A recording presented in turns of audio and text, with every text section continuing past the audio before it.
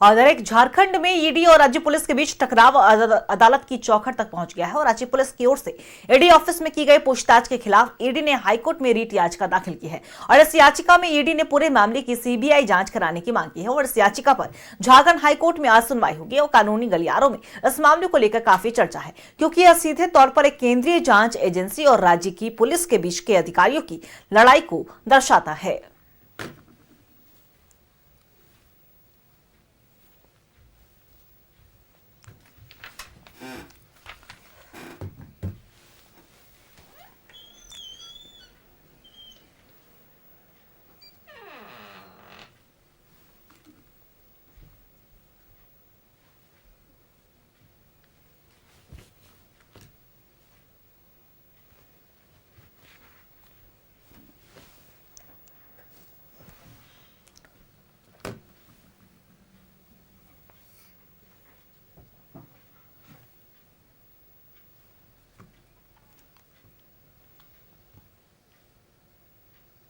और इस खबर पे और भी ज्यादा जानकारी देने के लिए हमारे सहयोगी अंजनी हमारे साथ लाइव बने हुए उनका रुख करेंगे।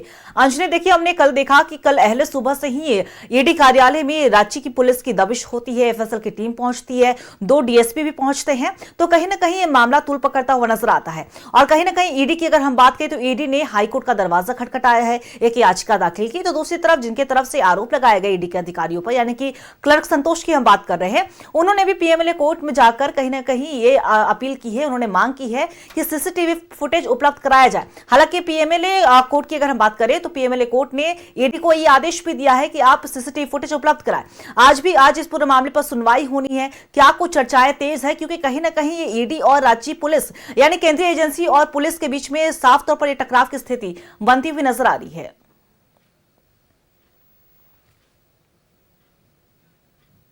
जिस तरह से ईडी और राज्य सरकार के बीच झगड़ा चल रहा है, तो उसके बाद देखेंगे तो इंडिया में ये दूसरा स्टेट होगा जहां ईडी और राज्य सरकार यानी राज्य की जो पुलिस है वो आमने सामने है।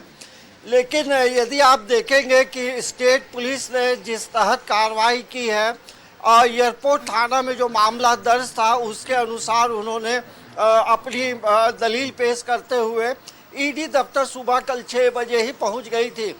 अब मामला जो है हाई कोर्ट तक पहुंचा है और आज इसकी सुनवाई होगी।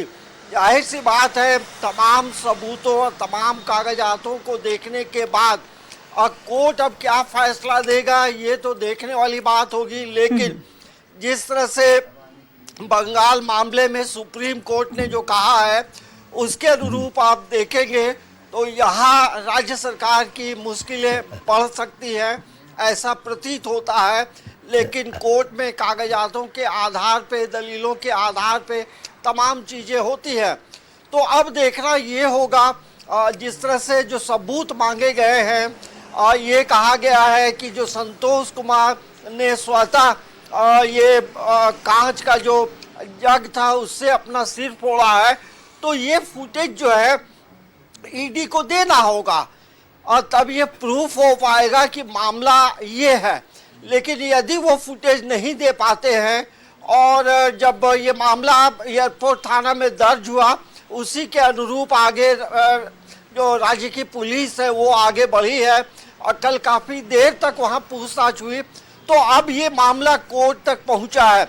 अब हाई कोर्ट इन मामलों को लेकर क्या कहेगा ये बता पाना मुश्किल है। लेकिन आज का दिन जो है बेहद खास है, क्योंकि यदि आप देखेंगे तो ईडी के जो अधिकारी हैं वो हाई कोर्ट इसलिए गए हैं कि एयरपोर्ट थाना में जो मामला दर्ज किया गया है उससे निरस्त किया जाए। तो ये देखेंगे जो पीड़ित है संतोष कुमार, उन्होंने एफआईआर किया है, उसके अनुरूप आगे कार्रवाई हो रही थी। तो अब देखना ये होगा हाई कोर्ट अब आगे क्या करता है और इनकी बातों को सुनेगा। लेकिन आप ये जरूर देखेंगे इस मामले को लेकर झारखंड में राजनीति का भी एक अलग रंग दिख रहा है। बीजेपी लगातार राज्य सरकार पे आरोप लगा रही है, तो वही आप देखेंगे झारखंड मुक्ति मोर्चा ने भी ये कहा है कि ईडी दफ्तर यदि राज्य की पुलिस जाती है तो बीजेपी को क्यों पेट में दर्द हो रहा है। तो आरोप और प्रत्यारोप का दौर राजनीति में चलता है, लेकिन सबसे महत्वपूर्ण है आज कोर्ट में क्या होगा, कोर्ट आज क्या फैसला देगा। तमाम चीज़ों को लेकर के जैसा मैंने कहा कि कागजात और सबूत के आधार पे निर्णय हो सकते हैं, डिसीजन आ सकते हैं, या फिर और तिथि जो है आगे बढ़ सकती है। तो आज का जो दिन है वो बेहद खास है।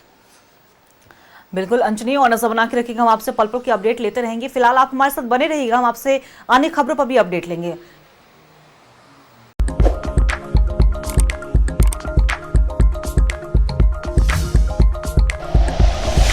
Like and share videos, subscribe करें हमारा चैनल और प्रेस करें बेल आइकॉन। न्यूज़ 11 भारत, सच है तो दिखेगा।